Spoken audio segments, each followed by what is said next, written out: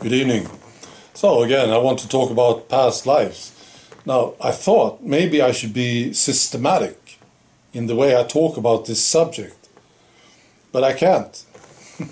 I just tell you things that I come to think of, you see. Maybe all the videos together will give you some idea. Yeah. So today I want to talk about two things. Is it dangerous to remember past lives? And how do you do it? How do you remember past lives? Those are the two things that I want to talk about. Now the first one, is it dangerous? No, it's not. Not at all. It can't hurt you. But I think there are two exceptions. And that is if you use drugs or hypnosis in order to remember past lives. I think that's a terrible idea. I know people who do it, yeah, but it's not good, no. I know it's not good. See, because you need to be aware of what's happening. You need to be conscious, yeah. Because it's like you open a door. It's very much like opening a door, yeah. And there are some strange things behind that door, you know. Some bad stuff, some good stuff, strong stuff, you see. You need to know what's happening. Yeah. So I don't recommend this hypnosis or drugs. No. But otherwise, no, it can't hurt you. No. You know, you can hear people say this maybe. They say, no, you shouldn't think about these things. It will make you go crazy or something. Yeah. No, it's not true. All right, so the other question, how do you do it? Yeah, well, that's a big one. And I will talk a lot about this. Now, today I want to talk about preparation, because I think there are preparations you can do. See, and that is this. You need to sort out your life. Yeah, your present life. You need to deal with it to a point where you can totally relax about it. Yeah. Maybe you don't need to do this or have to do this in order to remember past life, but I think it's a good idea. Yeah. And it may lead to you remember the past lives. See? So you need to sort it out. Things that happen to you, bad things, you know. Maybe you were sick or almost died, or you know, you lost somebody that you loved. Bad things. People did something to you. You need to sort it out. You can talk to a friend about it. That's a good idea. Or write it down. Yeah. And you need to remember the things that you did. Yeah. Don't forget that. Maybe people tend to forget the things that they did. Yeah. It's all the bad things that happened to them, right? But yeah, you need to look at those things too. Things that you did that you shouldn't have done.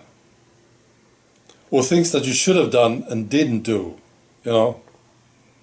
There's a balance there. Yeah.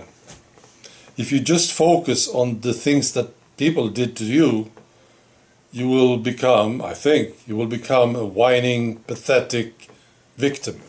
Yeah. Right, so that's a good idea, I think. Sort it out, and it's very possible that when you sorted it out and you are totally relaxed about your life, you will be there, yeah, by the door, ready to open it. It's very possible, I think. And the other thing that I thought of today was the emotion, yeah. Now, people can't face the emotions sometimes. The emotions can be very, very strong. Yeah, and so they back away. It's like instinct. No, I can't look at this. It's too emotional. It's too strong. Yeah, but that's a mistake. Now the emotion, if you face the emotion, this can actually open the door. Yeah. So you need to be pretty strong, I think, and face the emotion. And the emotion can lead you to memories. Yeah. So if you let it run through, you will possibly be there looking at the things that actually happened. Yeah. Now I learned this thing, this trick, technique, or whatever you want to call it, in Paris. Yeah. And I talked about Paris in an earlier video. I'll tell you this again because I think it's a very good example of what I'm talking about. Yeah. So I went to Paris all alone. I was walking the streets. It became late. Yeah. And I ended up at this spot. I didn't know the address. I didn't know anything about this place. Nothing. But I was standing there and I was crying like a baby. It was silly. And it got embarrassing. And it was so strong, you know. And the emotion pushed me away. I couldn't face it. Right? So I left. Crying, yeah. You know, big man crying alone on a street in Paris. Yeah, it was silly. And there was people there, you know, tourists. So I was sort of pushed away. And then I did something that I'm today very, very proud of. I went back. Mainly because I was so fascinated by this thing. Yeah. How can this spot on planet Earth trigger so much emotion in me? You know?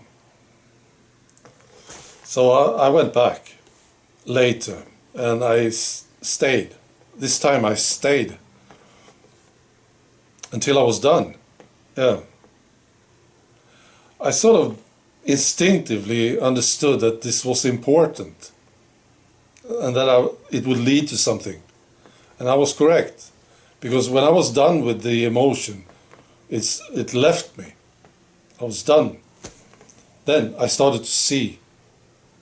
I saw the memories. I saw the pictures. Like a movie. It was very clear. So I saw my life in Paris. Yeah. And it was a major breakthrough for me. Because now I had the technique, I understood what was going on, and I could do it again. Yeah.